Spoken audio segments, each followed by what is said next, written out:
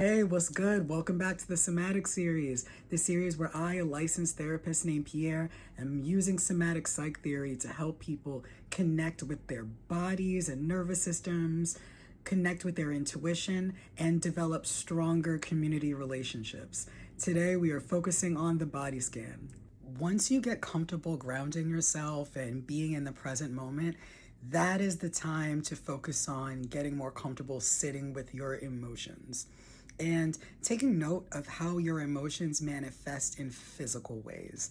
These physical sensations is how your body is communicating with you about how safe or how in danger you might feel in a particular moment. Through the body scan, from the top of your head to the bottom of your feet, you're learning how to connect with your autonomic nervous system directly. You're basically like playing Blue's Clues with your nervous system. Let me throw in a quick example. So by now you know that your dorsal vagus is connected to your heart, your stomach, and your lungs. And you know that it's activated when your autonomic nervous system feels trapped in a situation. All right, cool. So let's say you are in a situation and you notice that your stomach is feeling upset, or you have a pit in your stomach, or you have a sinking feeling in your stomach. Or let's say you're feeling heaviness in your arms and your legs, or you're feeling frozen in the face of conflict. Or let's say you are even breathing slower or moving slower than you normally do, and you notice you're not connected to your body, you're not connected to the present. Stuff like that.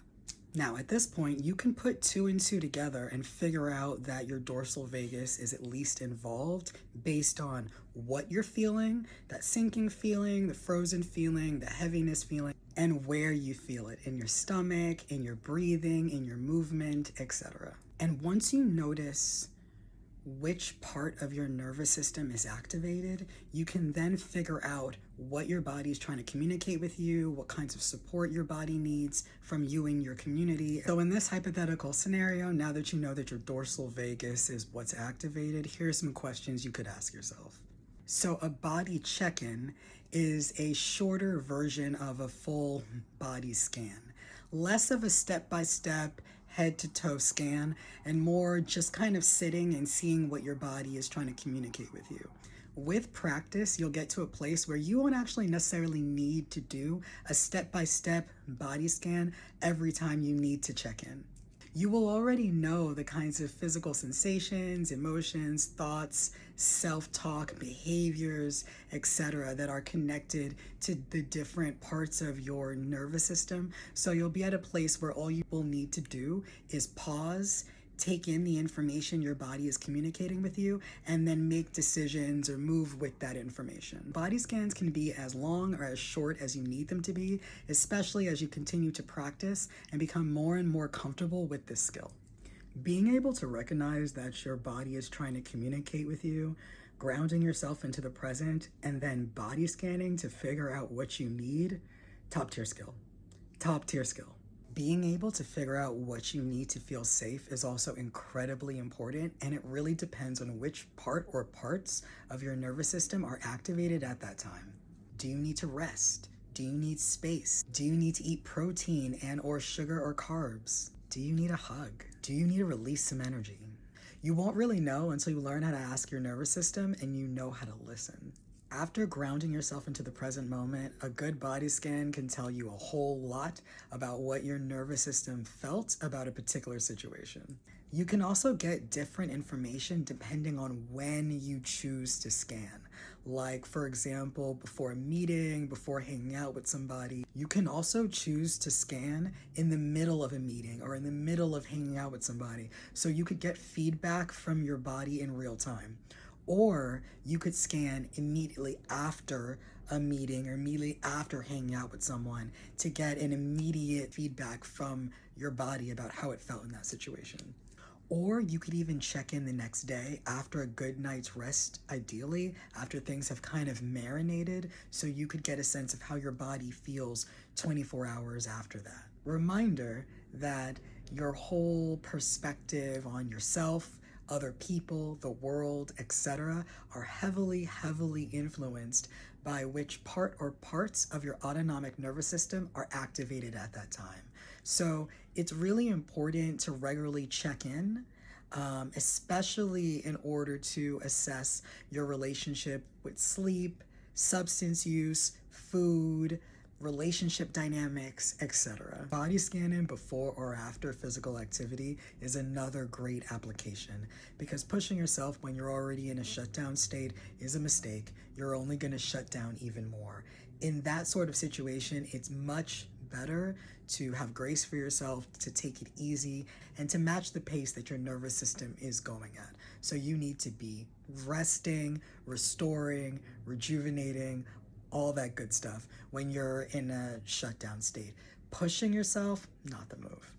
At the end of the day, you need to be tailoring your movement and your pace to what your nervous system is actually moving at and not what you want it to move at. Those are two totally different things.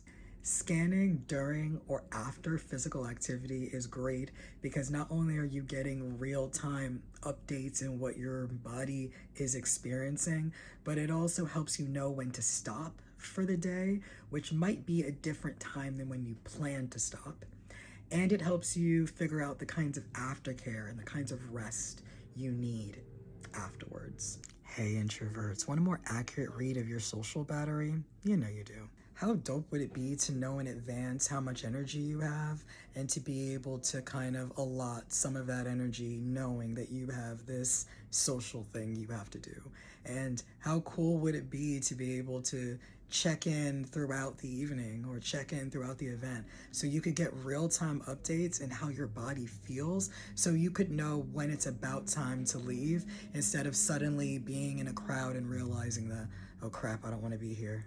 Now imagine knowing all of that and also knowing exactly the kinds of rest and recovery and aftercare that your body specifically needs at that time in order to recharge your social battery just the way you need it. Yeah, you're welcome. All right, so let's say you're someone who ruminates a lot. You get lost in your thoughts, lost in decision, kind of trapped on the hamster wheel in your mind. Then that ground and body scan combination is just for you. Now is the time to invite your nervous system into the conversation and receive some information that your conscious mind may not have been aware of. Your nervous system isn't the ruminating type. It very much gives answers. This is not safe. This is safe. You felt this made you shut down.